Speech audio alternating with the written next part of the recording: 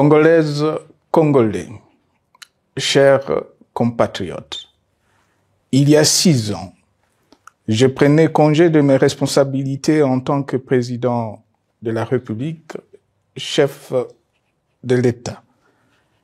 Et fait inédit dans notre pays, en près de 60 ans d'indépendance.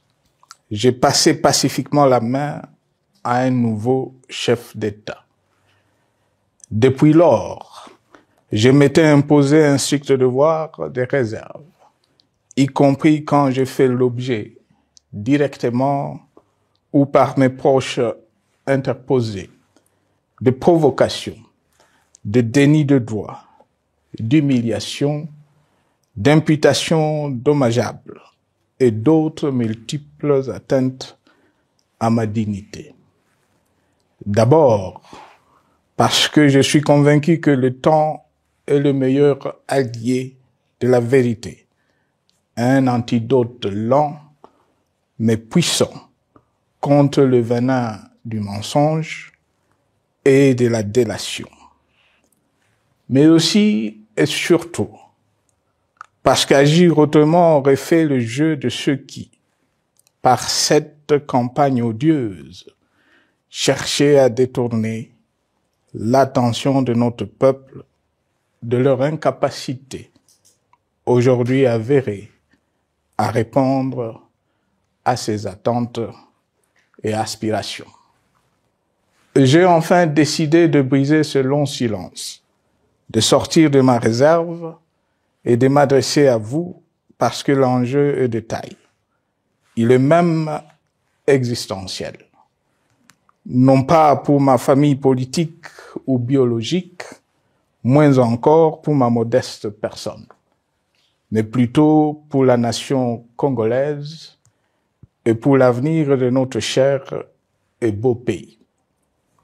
J'ai décidé de briser le silence parce qu'au vu de la situation que traverse notre pays, continuer à me taire m'aurait rendu poursuivable devant le tribunal de l'histoire pour non-assistance à plus de 100 millions de compatriotes en danger. Je saisis cette opportunité pour partager avec vous mes réflexions et participer ainsi à la recherche de la solution à la crise que traverse notre pays, la République démocratique du Congo, terre de nos ancêtres, car il est gravement malade et son pronostic vital engagé. Mieux que quiconque, vous en êtes conscient, car vous en faites quotidiennement les frais dans votre chair et vous en payez le prix. Mes chers compatriotes, vu l'importance stratégique de notre pays et le rôle qu'il est appelé à jouer, j'avais, de l'avènement au pouvoir du chef de l'État actuel, conclu avec lui un accord donnant naissance à la coalition entre nos forces politiques respectives. À propos de cet accord, beaucoup de contre-vérités ont été dites, y compris, fort malheureusement, par celui qui est censé connaître la vérité, parce qu'en étant l'un de 2 principaux signataires.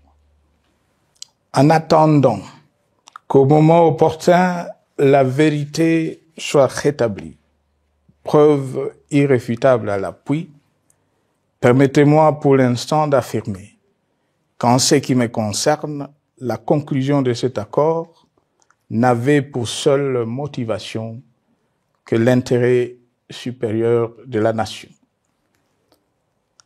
Par cet accord de mutualisation de forces, j'entendais en effet permettre à mon successeur d'exercer dans la direction des affaires de l'État plus de pouvoir effectif que ce que la faible représentation de sa famille politique au sein de la nouvelle Assemblée nationale était en droit de lui conférer. Je voulais par ailleurs faciliter le fonctionnement harmonieux des institutions et éviter à la nation, comme à notre jeune démocratie, d'éventuelles crises politiques qui leur auraient été fatales.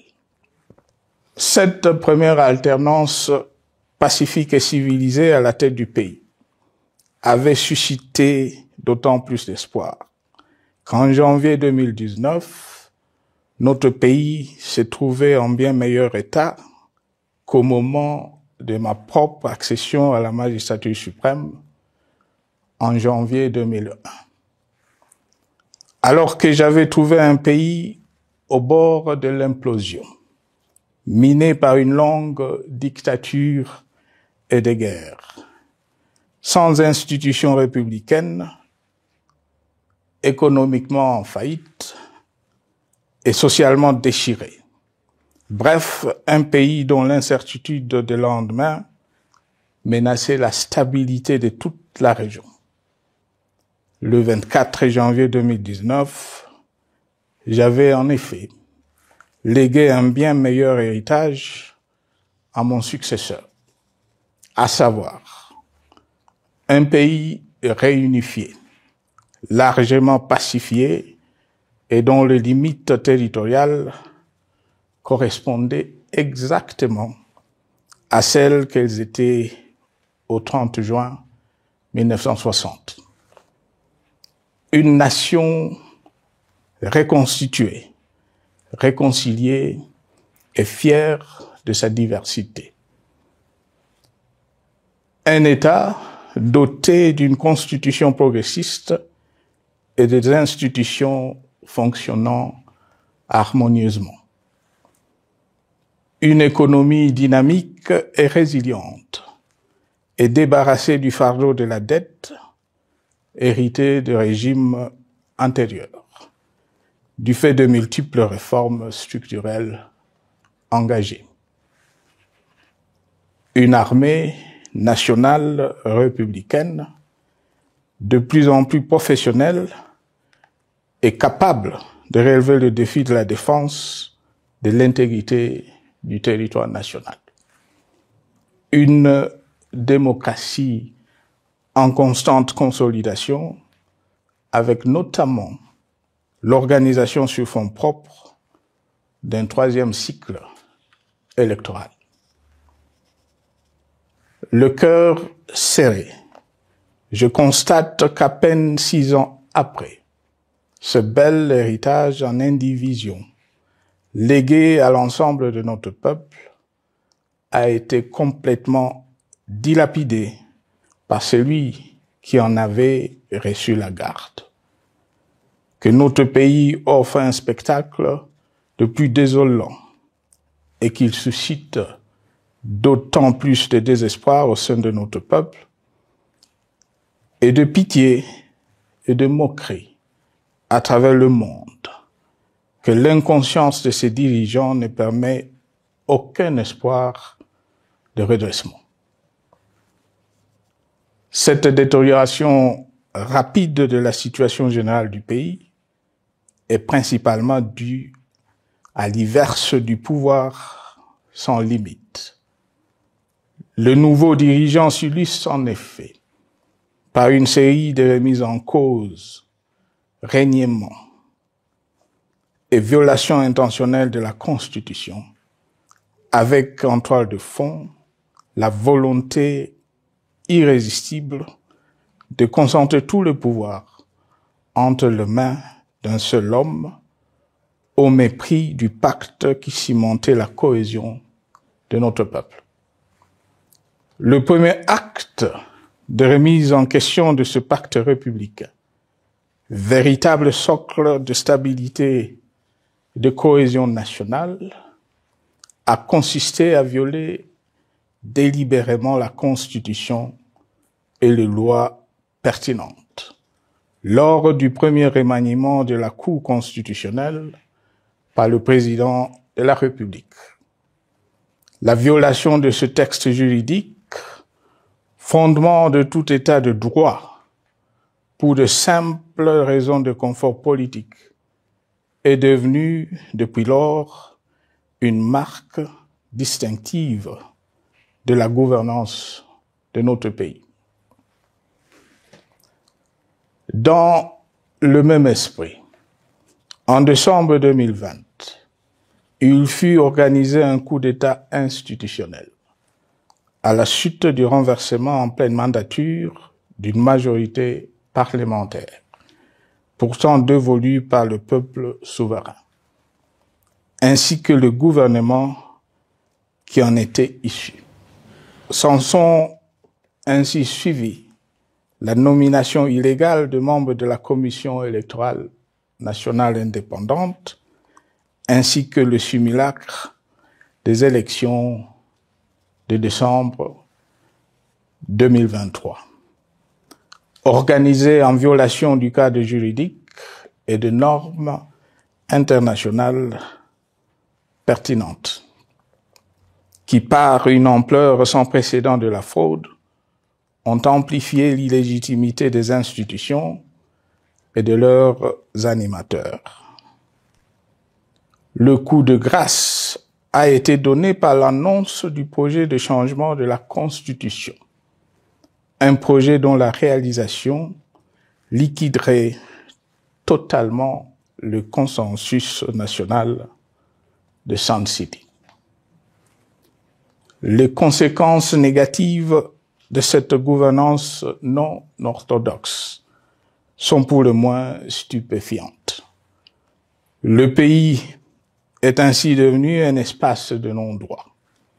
La République a cessé d'être démocratique et la volonté du chef de l'État tient désormais lieu de loi suprême, supplantant la Constitution et les lois.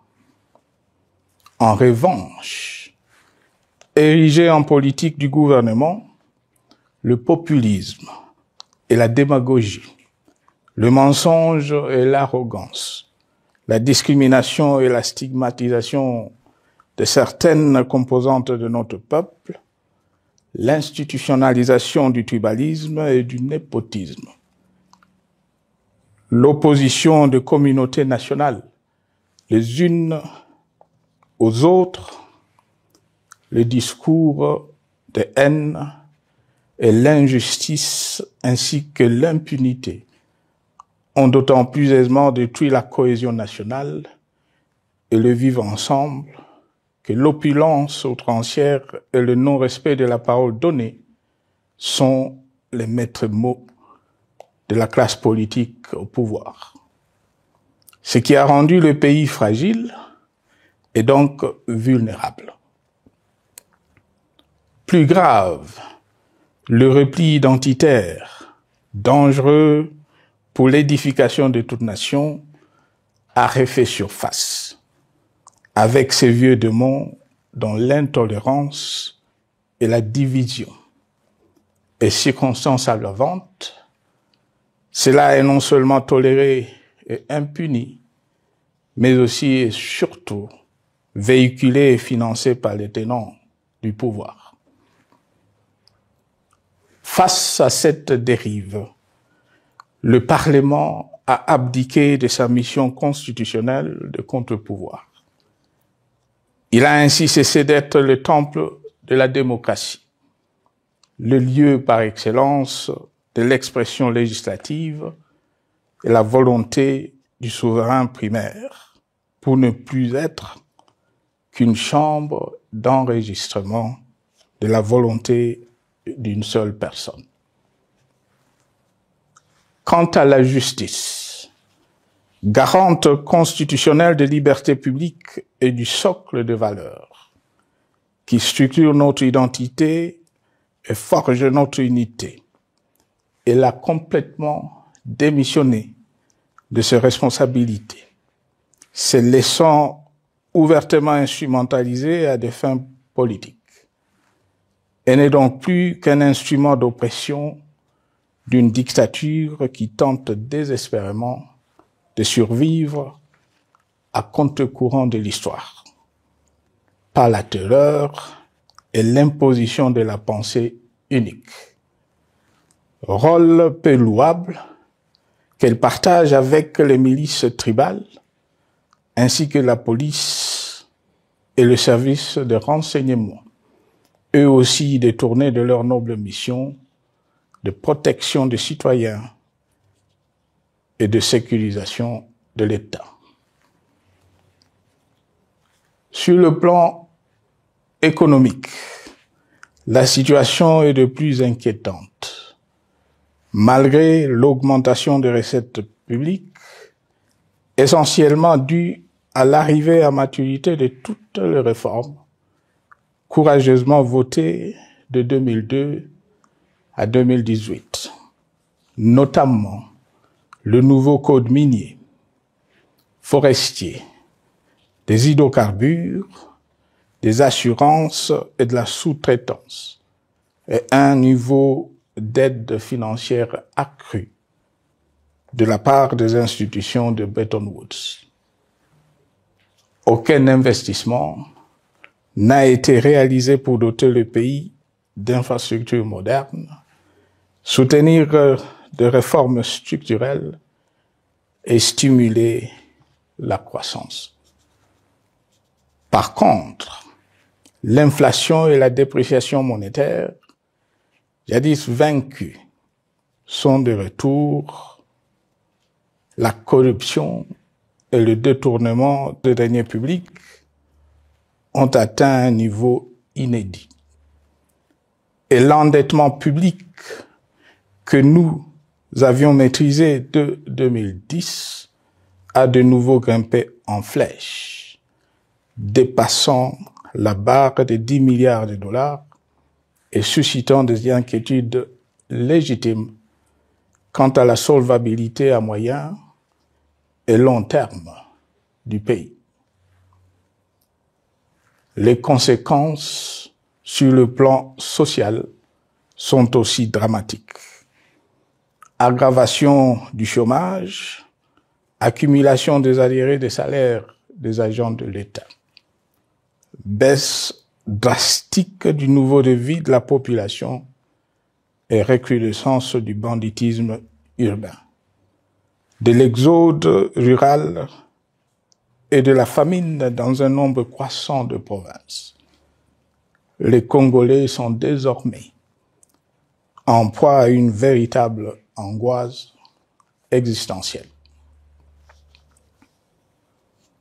Parmi les victimes résignées de ce gâchis se trouve en bonne place notre jeunesse, qui a été pourtant de tout le combat démocratique et qui a beaucoup cru aux vertus de l'alternance pacifique.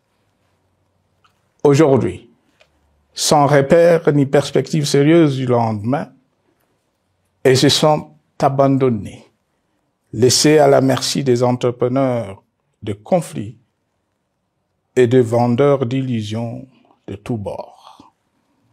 Rien de ce qui lui a été promis depuis 6 ans n'a été réalisé. À cette jeunesse désabusée, comme à l'ensemble de notre peuple, nous tenons à donner une assurance. L'échec d'un régime compromet, mais ne scelle pas définitivement le sort d'un peuple. Mes chers compatriotes, s'agissant de la situation sécuritaire, dans les grandes agglomérations comme dans nos campagnes, elle est partout plus que préoccupante. C'est le cas notamment au nord Kivu, au sud Kivu, en Ituri, au Maniema, au Tanganyika, au Katanga et au Mai-Ndombe, province pourtant voisine de Kinshasa, capitale du pays et siège des institutions. Le sang de nos compatriotes civils et militaires, valeureux officiers et soldats des rangs, mais aussi députés, éminents membres de la société civile ou de partis politiques, a ainsi abondamment et gratuitement coulé. Du fait de l'intolérance, du cynisme, voire pire, d'un terrorisme d'État pratiqué dans un seul et unique dessein, l'abus du pouvoir pour le pouvoir.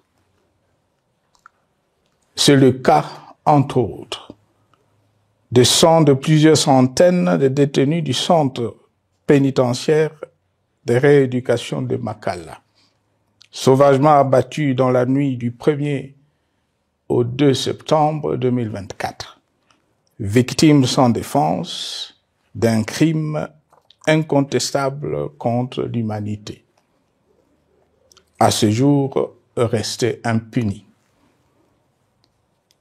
Il en est de même de membres de la secte mystico-religieuse Wazalendo de Goma, de jeunes de la Junafek à Lubumbashi et du massacre des adeptes de l'église Mbidi à Kilwa.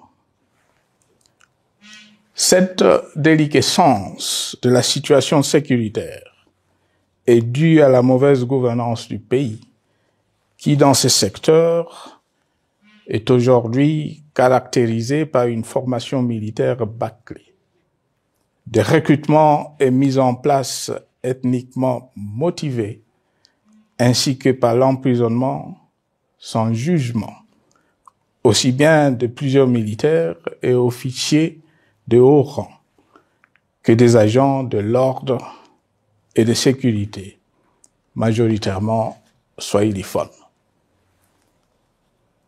Bien plus, à l'armée nationale, bouclier de la nation, instrument de préservation de l'indépendance nationale et de l'intégrité territoriale, il a été substitué de bandes de mercenaires, de groupes armés, de milices tribales et de forces armées étrangères, qui ont non seulement montré leurs limites, mais aussi enfoncé le pays dans un chaos indescriptible.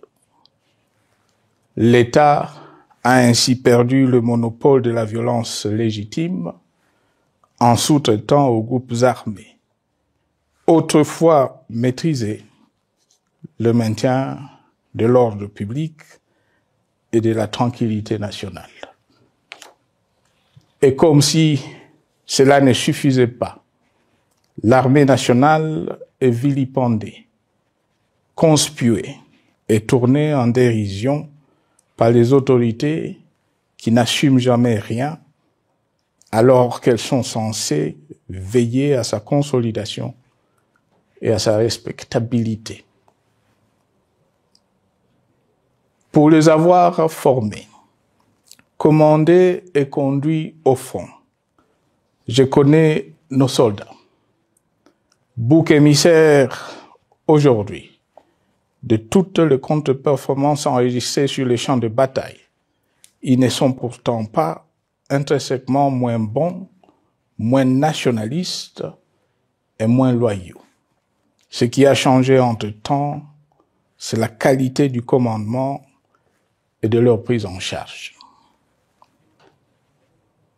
Au niveau régional, le gouvernement a levé l'option désastreuse de se détourner de deux principaux instruments internationaux qui étaient à la base de l'architecture régionale de paix et de sécurité, laquelle avait permis la stabilité régionale que le président actuel avait trouvée lors de son accession au pouvoir, à savoir le pacte sur la sécurité, la stabilité et le développement dans la région de Grand Lac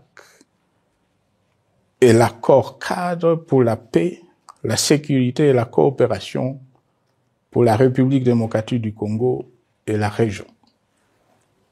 Plus grave encore, en faisant de forces négatives, les FDLR, ainsi que des centaines de groupes armés congolais, des supplétifs des forces armées de la République démocratique du Congo, le gouvernement a ouvert la voie à la régionalisation du conflit, avec des conséquences inévitables sur la stabilité de la région.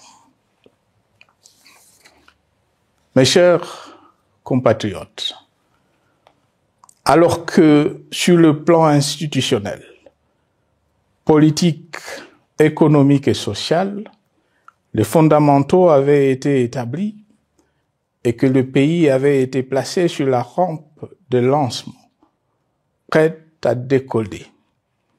Nous voici, hélas, en un temps record, soit 6 ans, de nouveau à la case départ. Seul d'un État failli, divisé, désintégré, au bord de l'implosion, inscrit en bonne place au palmarès de pays pauvres, le plus corrompu et très endetté. En atteste tout le rapport tant du Conseil de sécurité des Nations Unies que ceux sur l'indice de développement humain et sur la pauvreté. La crise qui déchire notre pays est donc profonde et multidimensionnelle. Sa solution doit être nécessairement globale. Toute autre approche n'a donc aucune chance de conduire à une paix durable. Bien plus, le Congo est intemporel. Il n'appartient pas à tel ou tel régime politique, ce dernier étant par définition rotatif et donc passager en démocratie. Il appartient plutôt au peuple congolais dans sa grande diversité. Ce qui est vrai du Congo l'est aussi des immenses ressources du sol et du sous-sol dont il regorge et qui sont essentielles à la croissance et au développement à l'échelle internationale. Que tous, au pays comme à travers le monde, en tiennent compte et qu'ils inscrivent leurs projets dans une perspective qui privilégie l'intérêt du Congo et des Congolais, plutôt que celui de ceux qui, à un moment ou à un autre, dirige le pays. Cela étant, pour sauver le Congo, les griefs légitimes du peuple congolais contre le régime en place ne peuvent être éludés. Ils doivent plutôt être pris en compte. La dictature doit prendre fin et la démocratie, tout comme la bonne gouvernance économique et sociales doivent être restaurées. Car, comme en témoigne l'histoire, il ne peut y avoir de solutions sécuritaires définitives sans solution politique sincère. Sinon, il y aura de nouvelles vagues de convulsions politiques, de troubles à la paix, d'insécurité, d'instabilité institutionnelle, de conflits armés et de guerres civiles. Perspective qu'en toute responsabilité, nous Congolais ne pouvons plus nous permettre.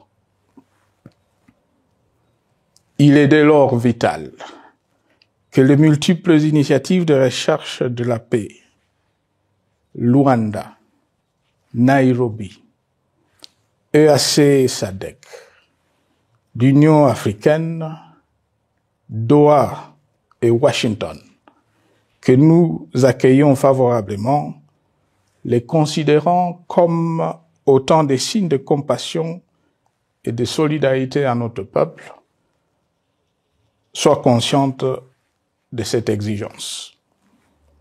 Qu'elles accordent aux Congolais à la fois maîtres de leur destin et premières victimes de cette crise la place centrale qui leur revient de droit, aussi bien dans le diagnostic du mal dont souffre le pays que dans la prescription du traitement dont il a besoin pour en guérir définitivement. Il convient de noter à ce sujet que le gouvernement de Kinshasa s'est enfin résolu à se mettre autour d'une même table avec l'AFC M23 depuis plusieurs semaines à Doha, même si, bizarrement, il continue à considérer comme un crime le fait que les autres Congolais se parlent entre eux.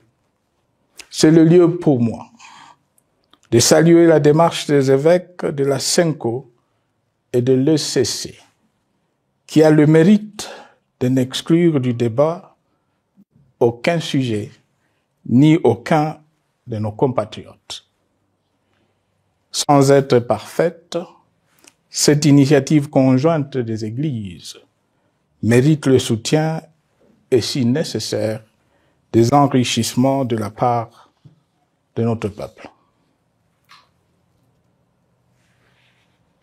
Mes chers compatriotes, une fois n'étant pas coutume, il convient de dénoncer la falsification de l'histoire par ceux dont le jeu pervers dans l'opposition naguère, comme aujourd'hui au pouvoir, a consisté et consiste encore à calomnier, à diffamer, à diaboliser et à diviser pour gagner et régner, à se défausser sur les autres pour justifier leur contre-performance, quelles qu'en soient les conséquences sur la cohésion nationale ou en termes de vies humaines injustement brisées ou perdues.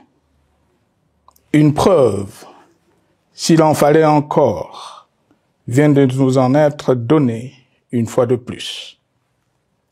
Il y a quelques jours, en effet, suite à une simple rumeur de la rue ou des réseaux sociaux sur ma prétendue présence à Goma, où je veux me rendre dans le prochain jour, comme annoncé par ailleurs, le régime en place à Kinshasa a pris des décisions arbitraires, avec une légèreté déconcertante qui témoigne du recul spectaculaire de la démocratie. Mieux que quiconque, vous savez que pour moi, le Congo est la priorité absolue, que sa souveraineté et son intégrité territoriale ne sont pas négociables, que mon engagement pour la démocratie, la cohésion nationale, la paix et la stabilité n'est pas un slogan creux, et que le respect de la Constitution et des lois du pays, autant que celui de la parole donnée, sont sacrés. Militaire, j'ai juré de défendre la patrie jusqu'au sacrifice suprême. Hier au pouvoir, aujourd'hui en dehors du pouvoir, je demeure plus que jamais fidèle à ce serment. En ce moment où le pays est de nouveau divisé, appelé par le destin, j'ai le devoir d'œuvrer à la recherche de la paix et de contribuer à la reconstruction de notre pays qui se meurt. C'est dans cet esprit que j'ai choisi ce moment pour exprimer ma sympathie à l'endroit de toutes les victimes du conflit en cours, de réconforter et marquer ma solidarité avec la population de la partie orientale. Vous, qui êtes abandonnés par le pouvoir central, qui semble avoir pris le parti de vous punir, entre autres, en déconnectant les institutions financières du réseau bancaire national, et en restreignant le mouvement de personnes et de biens. Ces décisions et bien d'autres vous asphyxient et rendent votre vie plus précaire que jamais. J'en appelle aux uns et aux autres, en particulier au gouvernement, d'humaniser les conditions de vie de nos compatriotes de cette partie du territoire national. Ils ont droit à la vie, à la scolarisation de leurs enfants et aux autres conditions du bien-être. En entendant le rétablissement de l'autorité de l'État sur toute l'étendue du territoire national, j'invite les tenants du pouvoir à protéger la population. De même, l'armée, la justice, les autres structures en charge de l'ordre et de la sécurité doivent être véritablement au service de la population et répondre à ses aspirations. Mes chers compatriotes, de par mon expérience dans des situations similaires, le patriotisme et l'humanisme ont guidé le processus de règlement de conflits et ont porté de fruits dans le passé, aussi bien sur les champs de bataille que sur celui des négociations ou du dialogue. Notre pays avait été divisé de quasi-moitié pendant quelques années. La sagesse avait alors prévalu. Nous avions recollé le morceau et le pays a survécu dans son unité. C'est ainsi qu'après quelques années de réflexion sur la crise en cours, après avoir consulté des chefs d'État et des anciens chefs d'État de la région, ainsi que des acteurs politiques et sociaux, nationaux et étrangers, j'ai fait ce jour une proposition qui engage la nation tout entière à un sursaut patriotique pour un pacte citoyen afin de tirer le pays du gouffre. Le travail hardi qui s'impose à nous portera notamment sur les 12 points suivants. 1. Mettre fin à la dictature, mieux à la tyrannie. 2.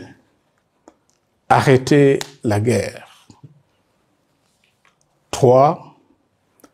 Rétablir l'autorité de l'État sur toute l'étendue du territoire national. 4. Restaurer la démocratie en revenant aux fondamentaux d'un véritable État de droit. 5. Rétablir les libertés fondamentales. 6. Réconcilier le Congolais et reconstruire la cohésion nationale. 7.